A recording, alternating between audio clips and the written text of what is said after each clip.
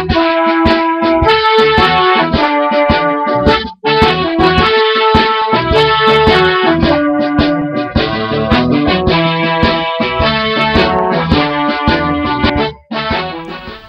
السادة والسادة، السلام عليكم ورحمة الله وبركاته. من تلفزيون جمهورية الصومال لاند أحييكم وأقرأ على حضرتكم النشرة الإخبارية المسائية لهذا اليوم، وأهم ما بها من أنباء: مشاركة نائب رئيس جمهورية الصومال لاند في افتتاح بنك بريطاني بالعاصمة هرقيسة، مشاركة وزيري الدفاع والداخلية في اجتماعات إقليم سول الأمنية اليوم، اختتام وزير وزارة العمل والشؤون الاجتماعية لقاء موسع عملي بالعاصمة هرقيسة. أيها السادة والسادة، كانت هذه أهم العناوين الرئيسية في هذه النشرة، وإلى حضرتكم النشرة مفصلة.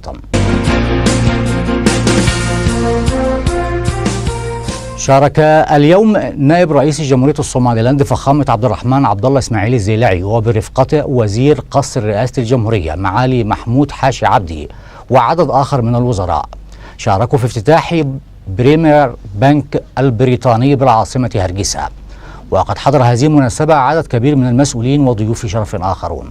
افتتح اليوم بالعاصمة هرقيسة بريمير بنك البريطانية، وشارك في مناسبة افتتاح هذا البنك نائب رئيس جمهورية الصومال لاند فخامة عبد الرحمن عبد الله إسماعيل الزيلعي وعدد من الوزراء والمسؤولين. وفي بداية المناسبة تحدث بكلمة مدير فرع البنك بالصومال لاند سعادة أحمد عبد الرحيم شيخ بشير، أشار من خلال حديثه إلى أهداف البنك وهي المساهمة في نهضة الوطن اقتصاديا وتجاريا. كما تحدث بكلمة وزير قصر رئاسة الجمهورية معالي محمود حاشي عبدي، أشار من خلال حديثه إلى أن جمهورية الصومال لاند ترحب دوما بكافة الاستثمارات العالمية التي تساهم في تقدم الوطن ودفع عجلة الاقتصاد به إلى الأمام.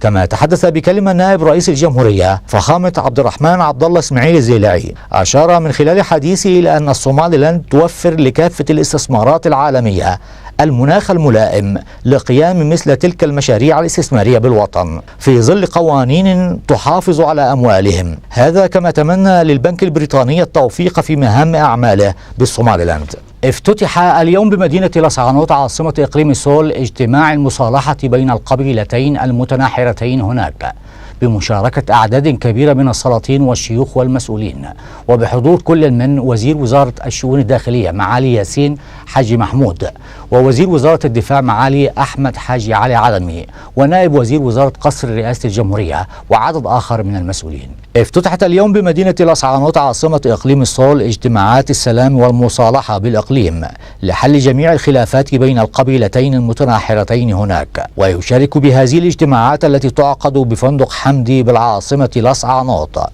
عدد كبير من السلاطين والعقلاء والشيوخ ومسؤولي أكثر من 60 مسؤولا بالقبيلتين، هذا بالإضافة إلى مشاركة عدد من الوزراء من بينهم وزير وزارة الشؤون الداخلية للصومال لاند معالي ياسين حاجي محمود، ووزير وزارة الدفاع معالي أحمد حاجي علي عدمي، ونائب وزير قصر رئاسة الجمهورية. وتعقد تلك الاجتماعات تحت إشراف حكومة الصومال لاند للعمل على إحلال السلام والأمن بالإقليم والتوفيق بين عناصر القبيلتين المتناحرتين هناك. اختتم اليوم وزير وزارة العمل والشؤون الاجتماعية بالصومال لاند معالي محمد عبد الله أبسية وبرفقته عدد من المسؤولين في اختتام اجتماع بفندق المنصور بالعاصمة هرقيسة استمر لمدة يومين، وهدف من أجل التباحث حول أنسب الطرق لتوفير فرص عمل مناسبة لشباب الوطن اتباعا لمنظومة جديدة تعمل على تسهيل فرص عمل ملائمة للشباب. اختتم اليوم وزير وزارة العمل والشؤون الاجتماعية بالصومال لاند معالي محمد عبد الله أبسية وبرفقته عدد كبير من المسؤولين والخبراء بفندق المنصور بالعاصمة هرقيسة الاجتماع الموسع والذي استمر لمدة يومين، والهادف إلى توفير فرص عمل ملائمة للشباب، وقد شارك به فئات مختلفة من المثقفين والخبراء بهذا المجال. وفي مناسبة اختتام هذا الاجتماع تحدث بكلمة وزير العمل والشؤون الاجتماعية، أشار إلى أهمية مثل تلك اللقاءات الهادفة في مساعدة المواطنين عامة والشباب في الحصول على عمل مناسب، مشيرا الوزير إلى أنه تم التوصل إلى ضرورة إعداد إحصائيات دقيقة عن الأعمال القائمة والأعمال المتنوعة المتوفرة بالوطن، مشيرا بأن هذه اللقاءات ستعقد سنويا لمناقشة المستجدات العملية دوما. هذا كما شكر وزير العمل والشؤون الاجتماعية كافة الخبراء الذين شاركوا في هذا الاجتماع، مشيرا إلى أن وزارة العمل والشؤون الاجتماعية تسعى دوما في توفير فرص عمل ملائمة لشباب الوطن. كما حث الوزير الجهات المعنية بمساندة الأعمال المعتمدة على الحرف اليدوية لما لها من فوائد عديدة على الفرد والمجتمع بشكل عام. شارك نائب وزير وزارة التخطيط القومي بالصوماليلاند سعادة كيسر عبد الله محمد في مناسبة عقدت بفندق جرين بلازا بالعاصمة هرقيسة أعدتها شركة جماعة وين لقطع غيار السيارات، وهدفت من أجل منح مجموعة من عملائها بعض الهدايا والجوائز الرمزية عرفانا وتقديرا لهم. شارك نائب وزير وزارة التخطيط القومي بالصوماليلاند سعادة كيسر عبد الله محمد في مناسبة عقدت بفندق جرين بلازا بالعاصمة هرقيسة أعدتها شركة جماعة وين لقطع غيار السيارات، وهدفت من أجل منح مجموعة من عملائها هدايا قيمة. وفي بداية المناسبة تحدث بكلمة مدير الشركة سعادة أحمد محمد محمود ومدير قسم التسويق بالشركة سعادة مصطفى عبد إسماعيل.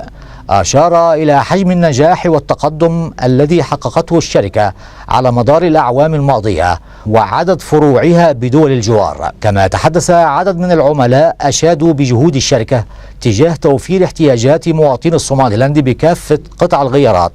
وتحدث بكلمة نائب وزير وزارة التخطيط القومي هنأ أولا مسؤولي الشركة على ما حققوه من نجاح واستثمار أموالهم بوطنهم الصوماليلاند. كما استطاعت الشركة توفير العديد من فرص العمل لشباب الوطن داعيا لهم المزيد من التقدم والرخاء لصالح الوطن. عقدت اليوم هيئة الأمر بالمعروف والنهي عن المنكر بإقليم هرقيسة مؤتمرا صحفيا لوسائل الإعلام المختلفة هنأوا من خلاله مواطني الصوماليلاند بمناسبة حلول شهر رمضان الكريم، مناشدين المواطنين بانتهاز هذه الفرصة الغالية وفعل الخيرات والتقرب إلى الله سبحانه وتعالى عبر العبادات والصوم. عقدت اليوم لجنة الأمر بالمعروف والنهي عن المنكر بالعاصمة هرقيسة مؤتمرا صحفيا لوسائل الإعلام ناشدوا من خلال الشعب الصوماليلاند بالتفاني في العبادة والصوم وقراءة القرآن الكريم، وذلك مع حلول شهر رمضان الكريم. هذا كما أشاروا إلى أن فضائل شهر رمضان الكريم على كافة مسلمي العالم كثيرة وعديدة، ويجب على الجميع الاغتنام من تلك الفرص الغالية. كما أعرب علماء وشيوخ هيئة الأمر بالمعروف والنهي عن المنكر عن رضاهم بقرارات رئيس جمهورية الصوماليلاند فخامة أحمد محمد محمود آدم، والذي أمر بضرورة مساعدة متضرري الجفاف والتصحر بالأقاليم المختلفة بتعيينه لجنة قومية لمساعدة المتضررين من تلك الحالة الصعبة زراعيا وحيوانيا ومعيشيا، مشيرين إلى أن رئيس الجمهورية قد أصاب خيرا بإصداره تلك القرارات. شارك اليوم نائب وزير وزارة الشباب والرياضة سعادة عبد الرشيد إسماعيل كاهن وبرفقته المدير العام بوزارة التربية والتعليم سعادة عبدي علي جامع وعدد آخر من المسؤولين في مناسبة احتفالية أعدها معهد آبل لعلوم الحاسوب للإعلان عن تخريج دفعة طلابية جديدة بالمعهد أنهت دراستها هذا العام. شارك اليوم نائب وزير وزارة الشباب والرياضة سعادة عبد الرشيد إسماعيل كاهن وبرفقته المدير العام بوزارة التربية والتعليم سعادة عبدي علي جامع وعدد آخر من المسؤولين شاركوا في حفل تعليمي موسع بالعاصمة هرقيسة للإعلان عن تخريج دفعة طلابية جديدة بمعهد آبل لعلوم الحواسيب. وفي بداية المناسبة تحدث بكلمة مدير المعهد أشار إلى المراحل العديدة التي مر بها المعهد للمساهمة في نهضة التعليم بالصوماليلاند. كما تحدث المدير العام بوزارة التعليم هنأ الطلبة والطالبات من خلال حديثه على تفوقهم متمنيا لهم المزيد من التفوق، كما أشار إلى أهمية العلم وضرورة تعلمه لفوائده العديدة التي تعود على الفرد والمجتمع. كما تحدث بكلمة نائب وزير وزارة الشباب والرياضة، أعرب من خلال حديثه عن سعادته البالغة بهذا الحفل وبهذا التفوق من قبل شباب الصوماليلاند في علوم الحاسوب، متمنيا لهم المزيد من النجاحات والتفوق لخدمة أنفسهم ووطنهم. كما تم في نهاية المناسبة توزيع شهادات التخرج على الطلبة والطالبات. أيها السادة والسادة، كان هذا كل من لدينا من أنباء في هذه النشرة. نشكركم على حسن وطيب المتابعة، وإلى لقاء آخر يجمع بيننا. أترككم في أمان الله وحفظه.